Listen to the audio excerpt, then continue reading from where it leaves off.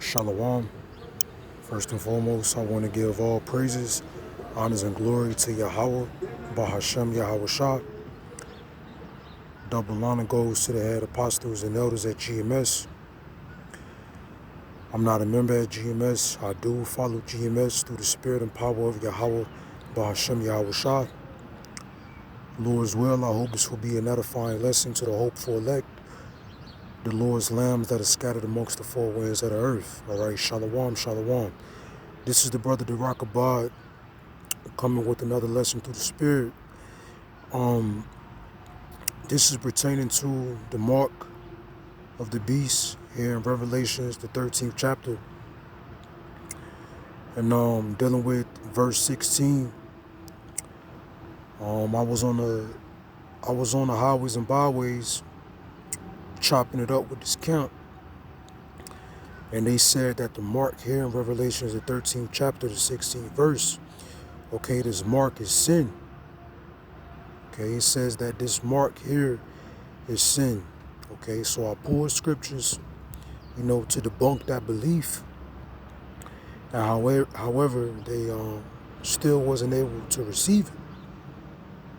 Okay, so what I wanted to do is make a video. Maybe they can hear it clear in the video, Lord's will. However, the mark of the beast is not sin. It is the RFID chip, microchip mark of the beast. And Lord's will, I can pull these scriptures to show that the mark of the beast is not sin. Well, okay, how we gonna do this? Let's prove what sin is. Okay, this is the book of 1 John, chapter 3, verse 4. Whosoever committed sin, transgression also the law. For sin is the transgression of the law. Okay, so sin is the transgression against the law. Okay, you go against the law, that's sin. Okay, now we can go to Revelations 19 to 20.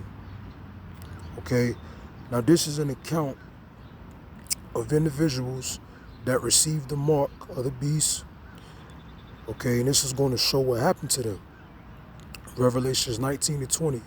And the beast was taken, and with him the false prophet that wrought miracles before him, with which he deceived them that had received the mark of the beast, and them that worshipped his image.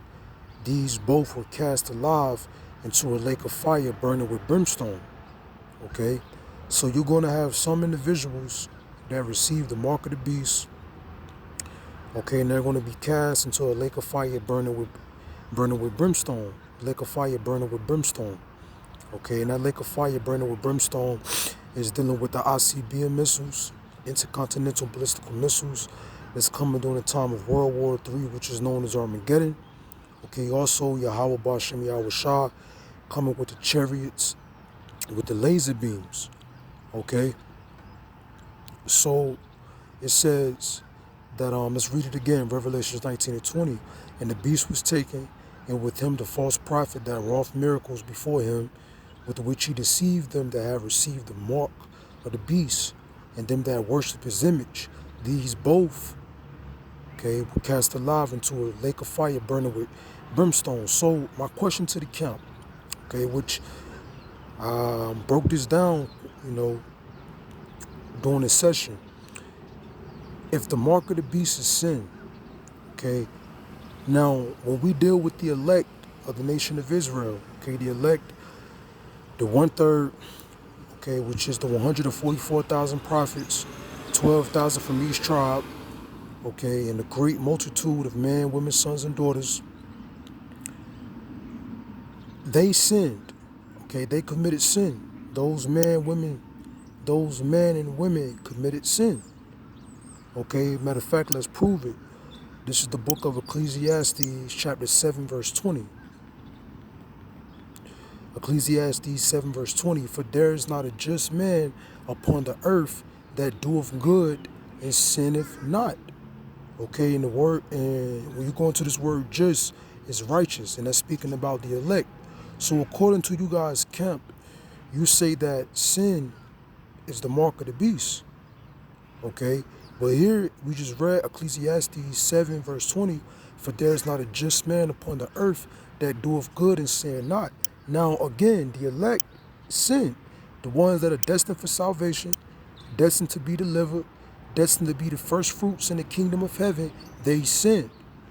Okay, now this is the book of Ephesians 1 and 4. According as he hath chosen us in him, the elect, the 1/3, before the foundations of the world, that we should be holy and without blame before him in love, having predestined us unto the adoption of children by Yahawashi HaMashiach, the first fruits, to himself, according to the good pleasures of his will, to the praise of the glory of his grace, wherein he hath made us accepted in the beloved, in whom we have redemption through his blood, the forgiveness of sins.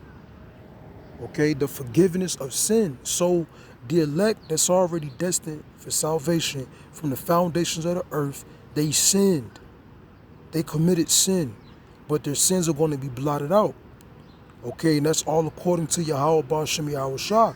Just like King David, he committed a sin that was worthy of death. Okay, but according to Yahweh Ba'ashem Yahawashi, he had mercy on King David, and that's all Yahweh Ba'ashem Yahawashi. That's how they do. They don't have nothing to do with us. We don't control that. But the point is, you were saying that the mark of the beast, okay, is sin.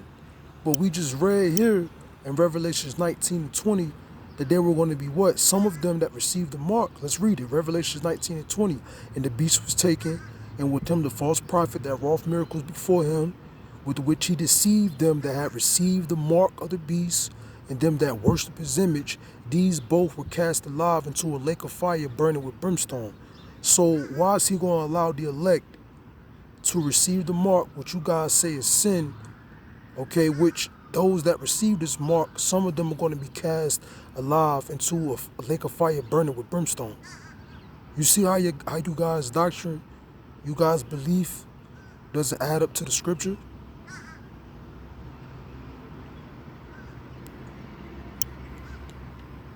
It makes no sense. As we know in the scriptures, Yahweh Ba'ashem Yahawashi, let's prove Salakia.